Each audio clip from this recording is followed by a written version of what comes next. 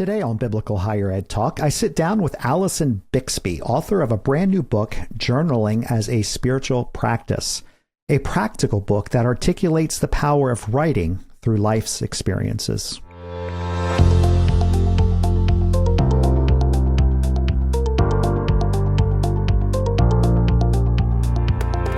Thank you for tuning in today. I'm your host, Philip Dearborn, president of ABHE. And my guest this week is Alison Byxbe. Allison and I worked together many years ago, several years ago, when she was a professor of English and literature. And since we both worked together here in the Lancaster area, she had moved on to South Carolina, where she worked at another one of our member institutions, CIU. And she's currently at the University of South Carolina as a communications professor. But she's recently written a book on the power of journaling as a spiritual practice, as a spiritual discipline. And she has a remarkable story of healing through several very difficult life circumstances. And she was kind enough to send a copy of her book to me.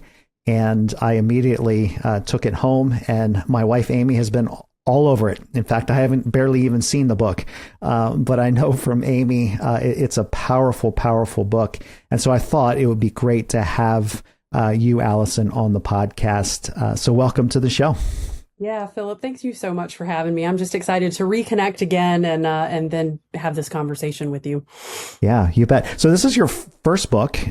You've not gotten into this is your first entry. You've done a lot of grading of other people's work, but this is now your chance to write a book. So yeah, absolutely. But when I reflect back over the years that I knew you, that I worked with you, I always remember you as a very positive person, upbeat, optimistic. If somebody were to say, Allison is struggling with some things, I would have said, no way. She's got her life together. But in reality, you had a lot going on under the surface. Tell us about that. Yeah, I think what's true for most of us is that there's a lot going on under the surface that most people don't have visibility to. And it's always a reminder to me to that idea of being kind, because you don't know what other people are carrying. I think particularly for those of us who work with students, and we don't always know all the ins and outs of their story and their life and the loads that they're carrying. And so I know my own experience has really reminded me to just be aware, I guess, of that. Yeah. And I know for me, the other piece of it was, life was still happening. I had very small children at the time. My husband was in full-time ministry. I was teaching. And so I didn't feel like I had the time to really acknowledge everything that was happening. And so it was just like, keep going, keep going, keep going. And then what I experienced was this compounding interest of grief that just kept growing until I finally had to acknowledge it. Yeah. What is it? I mean, you grew up in a Christian home, right? I did. Yeah. And so did I. What is it? Do you think it's unique to those of us who are Christ followers that we kind of live in this dichotomy of got to put on the appearance that everything is good and everything is together, and then kind of suppress what really is going on? Or do you think it's kind of a universal thing? Kind of everybody does it. Is it compounded within Christian circles? I could see that for sure. And I feel like that is my experience. I grew up as a pastor's kid before I became a pastor's wife. And so sometimes, especially, there is that pressure of everything's got to look good on the surface because we can't let people down and can't let people think that there's, anything wrong. And so you learn how to kind of keep it all together on the surface while underneath things might be crumbling. But I don't think that's the way God intended us to live. And it's certainly, I think, something that a lot of Christians, at least that I know, struggle with. Yeah. And I think it's a myth that people do have. I think everybody struggles with something that they have going on in their life. And I will often say, especially in the years of leadership that I've had, when you show up to work or you show up in a ministry context and you engage with somebody and they give you the cold shoulder. It's like, or they didn't necessarily do a task the way you expected them to do. So much of what we bring with us to work or ministry context or to church is a lot of that context that nobody sees, but it impacts kind of our work and our perspective on things, which is why I love that you've written this book, because it's like, okay, let's quit playing the game. There's really a really good Christian practice, a spiritual discipline that we ought to use to kind of work through some of those things. So we're gonna get into that book. Before we do it, I know that there's a documentary that's available on your website, which we'll talk about there at the end, that kind of talks about some of the things that you dealt with. Give us a high level. So what were some of those deep things that you were kind of wrestling through? Yeah. Well, the first thing was my sister experienced a stillbirth, and that totally rocked my world. I describe my life of faith as pretty neat and tidy up until that point, and I just didn't. I had a hard time grasping and wrestling with why would God let something that was supposed to be a blessing just turn to literal ash. And then a couple years later, we had our first son. And when he was about a year old, he was diagnosed with a rare genetic disorder that comes with all kinds of complications. And I think somewhere along the line, I just thought, well, we've already experienced this one really bad thing, so surely nothing else bad is coming our way. And so I was perhaps even more surprised when we got that diagnosis. And then we decided after about 5 years in Lancaster to move back to South Carolina, where I'm from. And we're very eager for that move to be close to family, warm weather. I'm not built for cold weather. And we got back and things actually just got harder, not easier. And so another kind of pothole really, that we were encountering. And, in that season of raising young kids, not a lot of sleep. My husband was running 2 businesses at the time. We weren't seeing a lot of each other. And so all of this is just compounding and snowballing really, until I couldn't, not face it anymore. Yeah. Yeah. And that story, and I recommend, we'll put it in the show description, a link to that documentary that was done, where you really open up and share, both you and your husband do, about what some of those instances were. And like all of us, it's usually not one thing, right? It's an accumulation of things, of the unraveling that kind of happens, and cumulatively over time, it just is something that we can't deal with anymore. So we hear a lot about mental illness or anxiety or depression. And I'm still seeing that there's a stigma around it, particularly as we mentioned earlier in Christian circles, that I still hear this today, that all you need is Jesus, or the depression or the anxiety, that's sin in your life. And you just need to confess that sin, and, Jesus will take care of the rest. There could be some validity and truth in those elements. But what, as you pull back and kind of look at us kind of normalizing conversations around mental illness, what encourages you and what discourages you? Yeah. I think that there's probably 2 things that come to mind about what encourages me. Number one, the conversations around mental health and how to take care of yourself and seek out help are happening in a lot of places that probably a couple generations ago even were not happening. And so where we have conversation, we can find truth and healing and the things that we need. We can find the help that we need when we find ourselves struggling. And the second thing is maybe a bit more personal for me. My children all know that I've been in counseling and I see a counselor, and that is not unusual to them. It's not something we don't talk about in our family. Like, everybody knows, we don't say it. So that's normal for my kids. And it's really important for me that they see that as normal, because as much as I would love to protect them from the things that they will experience, there will likely come a time in their life when they'll need that too. And for them, it won't be as much of a stigma. Yeah, which is interesting you mentioned that, because I'm reflecting, I won't share too many of the details, but I had a sibling growing up who required to have some counseling. I remember vividly I think I was a preteen or just getting into it, that heavy stigma of like, oh, things must be really, really bad if Yeah. my sibling is having to go with my parents to counseling wasn't talked about, and in fact was attending a church that probably had the perspective of, anything that's counseling related is actually evil and secular and shouldn't be done. So I just remember as it being my sibling, somebody I was close in age to, like, oh my goodness, I can't, like, our family is falling apart. The fact that my sister has to go to counseling, but you've normalized it so that your kids see it as like, hey, this is just like I go to the medical doctor for issues, or I go to a physical therapist to take care. Why in the world would I not take care of my mental health as well? Yeah, absolutely. In fact, a couple of summers ago, one of our children was really struggling with some anxiety, and I immediately called up the counselor that I knew who worked with kids, and I said, Can I bring our kid in? They need some help. They need to process some things. And we spent the summer seeing this counselor. And for this child, it was a short-term experience, but it yielded so many benefits so that it didn't become this more lifelong issue that she was struggling with. Yeah. How do we, and I don't know exactly how to frame this particular question.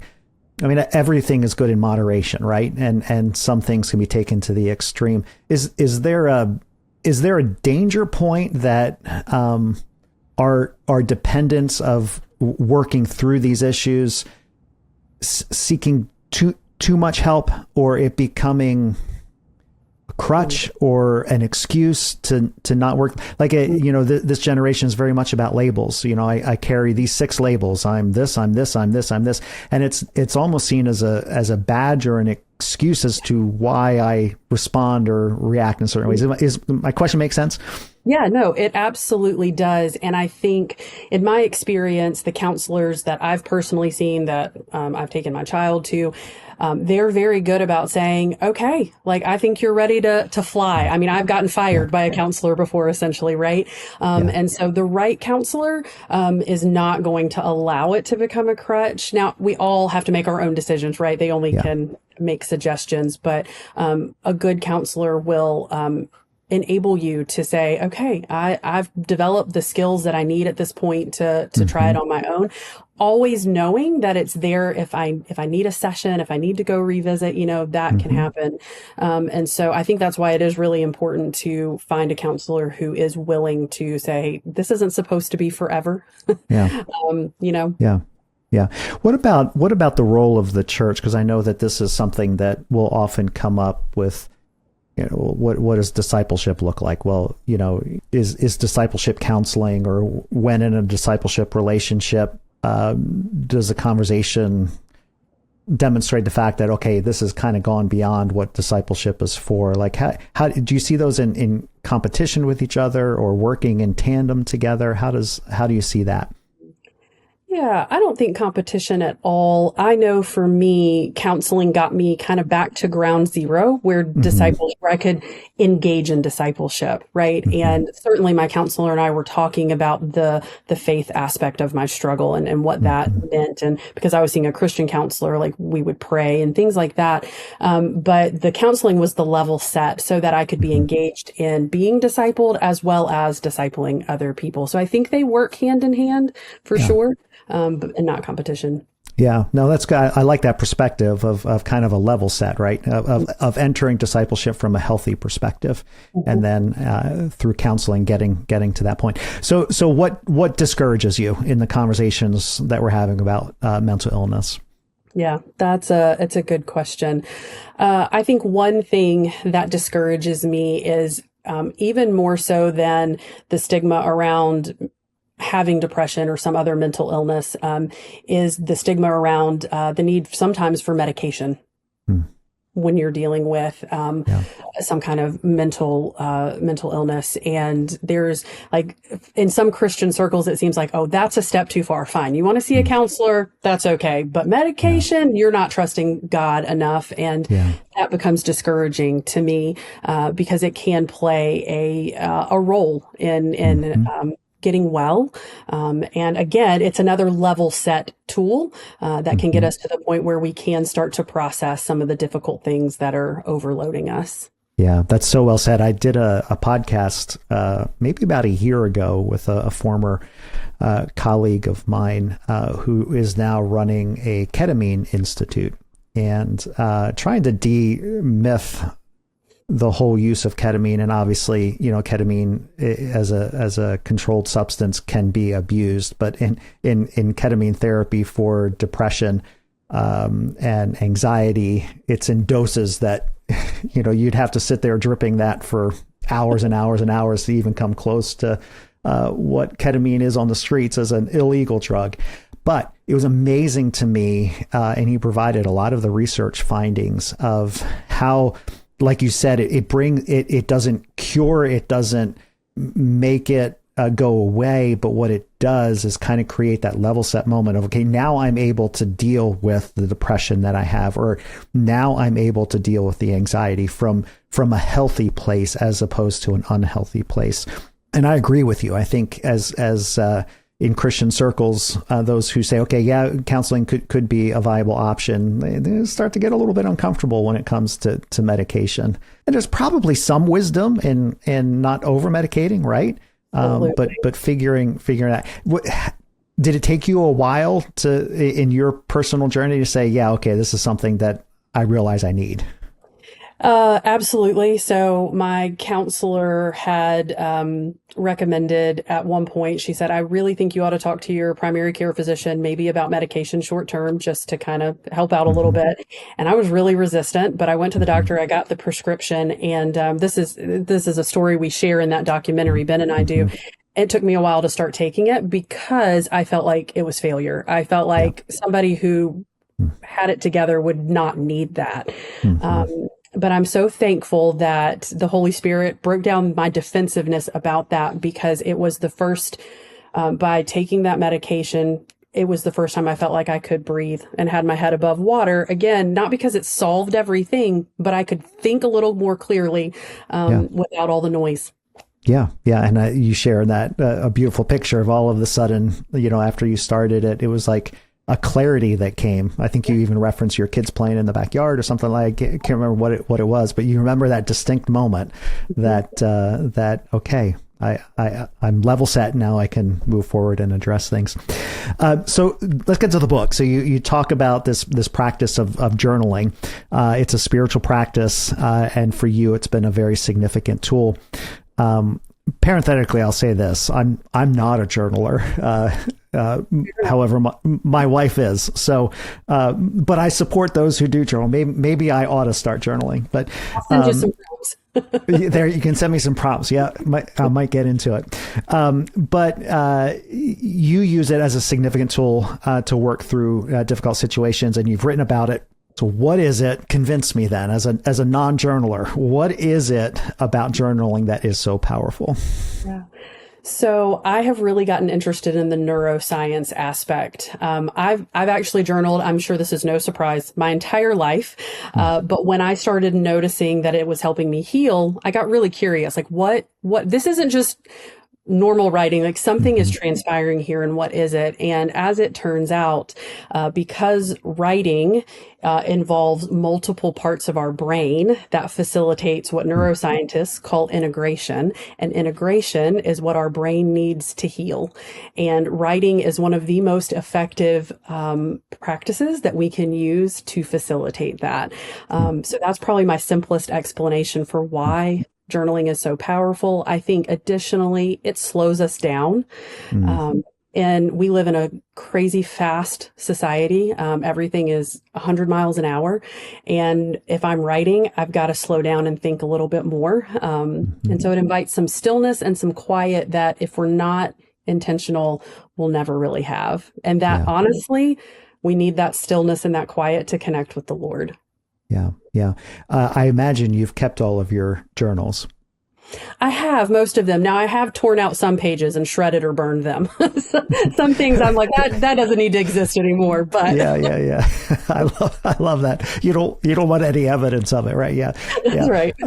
But one of the things, and I think you do this well with your book, sometimes you perceive journaling to be writing for hours and paragraphs. And I love the prompts that you have at the end of every chapter and throughout the book.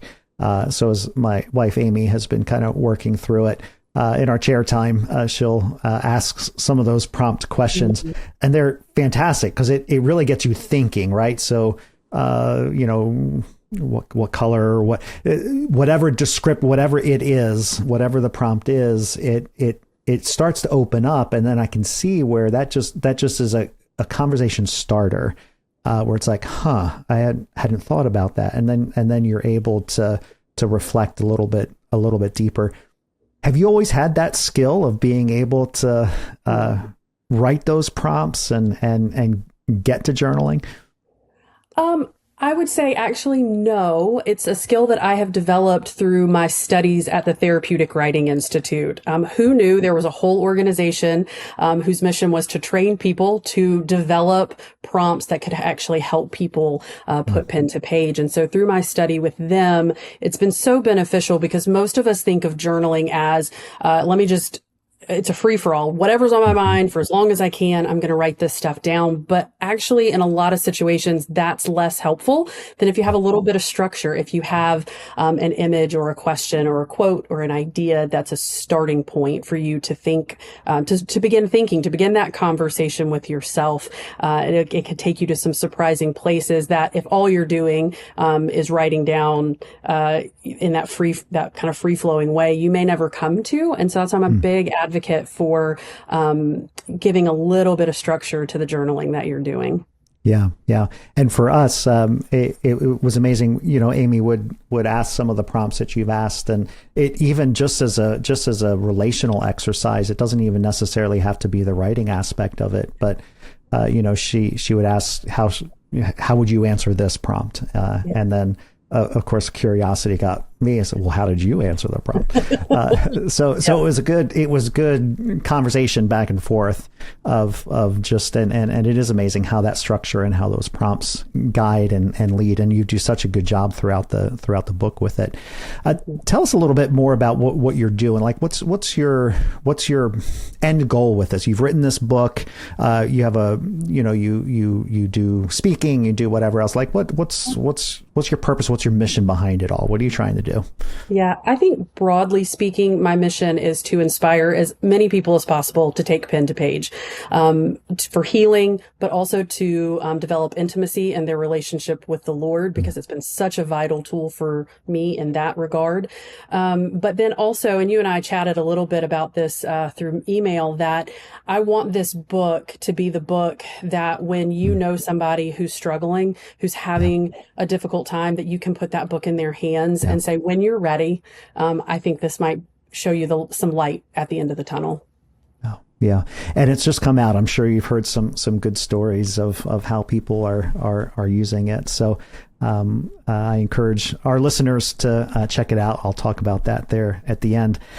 So our podcast is geared towards those who are leading in Christian and biblical higher education, many of them working with traditional undergraduate students who struggle with depression and who struggle with anxiety. What are some practical ways that our institutions potentially could use this as a resource, or just use journaling simply? It doesn't have to be your book, but journaling as a spiritual practice. Yeah.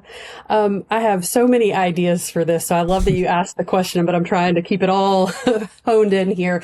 Yep. I have genuinely used journaling prompts in my class before. Sometimes the first 5 minutes or last 5 minutes of class, just what's on your mind, how you doing, whatever, just to let my students decompress, even if it has nothing to do with what we were studying academically that day, because there's a lot of research that just talks about the benefit of that. But I also think that integrating journaling into student life programming, it can be so beneficial if you've got any kind of counseling services on your campus, to also integrate it there. My book, of course, is a great resource for that. And just making it a normal part of campus life I think is so beneficial. Yeah, yeah, and I agree with you in the classroom setting. What a powerful teaching tool, and it doesn't have to be in English and literature classes, right? It can be in a Bible class or in a major course of kind of what are you processing through. How do you respond to people who say, you know what, that's not. I don't write. I'm more verbal. I'm a verbal processor. I'm not a writ. Is this something that anybody can do? 100%. My favorite tagline is give me 5 minutes of journaling and I'll change your life. And I really genuinely believe that. My favorite experiences are the people who say, I don't journal. And I'm like, all right, let's just try it. If you can just have an open mind for 5 minutes about it. And then those are often the people that come back to me and just so surprised and encouraged, thinking, not only can I do it, but that was actually meaningful. So. Yeah. Have you found that people who journal, or maybe in your own experience, that you go through seasons of it where, you're working through a particular issue where maybe the intensity level of journaling is perhaps happening more frequently or less? Do you see an ebb and flow? Yeah, I certainly do in my own life, which sometimes people are surprised when I tell them I don't journal every single day, because the rest of life is happening, and it certainly has ebbed and flowed in my life. I tell people that I like to think of it as a rhythm. So in some seasons that rhythm is a little bit more intense, and in other seasons it's a little bit more relaxed. And so I let it meet me where I'm at and how I need it. But my husband would also tell you, Ben would say that I'm a better person when I'm journaling. And so I try not to get too out of rhythm with it, because it is such a vital practice for me. Yeah.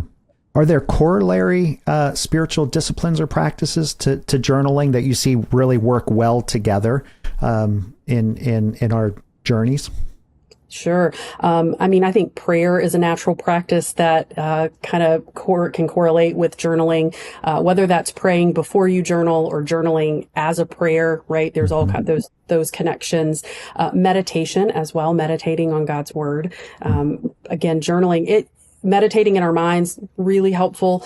Also really helpful to take that meditation onto the page. Oftentimes you'll see it a little differently or make a different connection just by taking it from your mind onto the paper. So I think there's all kinds of great ways to pair journaling as a practice with other spiritual ones. Yeah. Fantastic. Well, this has been a tremendous conversation. I really appreciate your openness to share, and I can't, and again, I encourage listeners to go watch the little documentary that was done. Just your vulnerability to share kind of what the difficulties that you were going through and how you were internalizing them, and just not in a healthy place. And it's a true story of redemption, which I just think is such an awesome approach to writing this book. Like, this is not a scientific book coming from theory, but real life practice of somebody who used it to get to a healthy place and continue that healthiness. So thank you for joining us. We have 2 minutes left. So in those 2 minutes, what's a final word of advice or challenge that you'd like to give to our listeners?